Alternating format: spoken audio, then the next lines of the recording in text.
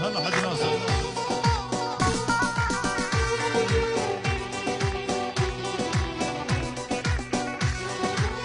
gözüm gördü gönlüm sevdi kime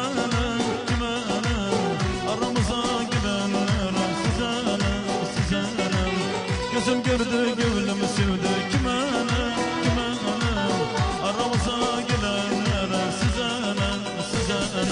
sevmişiz birbirimizi kıskanmayın ikimizi yeter bizden uzak durun keserim o dilimizi sevmişiz birbirimizi kıskanmayın ikimizi yeter bizden uzak durun keserim o dilimizi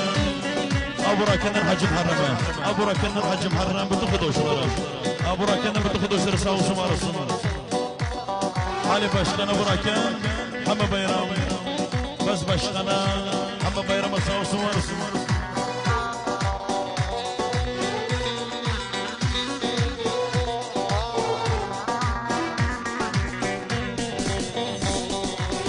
Kız oğlanın arasına girmeyin Sevenlere güzel duat eyleyin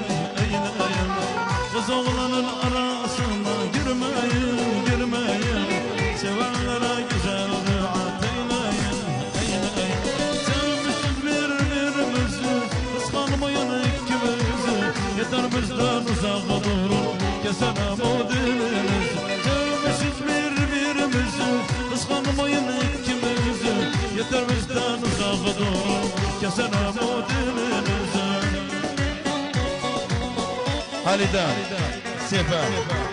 Ali'den Sefa Körken'e Bas Körken'e Ali'den Sefa Kerem'e sağ olsun var olsun Nasır'dan dışarına Yaşar'dan Dilfikar'a sağ olsun var olsun Hala Haydar Hala Necmi'den Hala Ghanim'in Bayati İsterim bir kız sevim Olmazın hiç kimsesin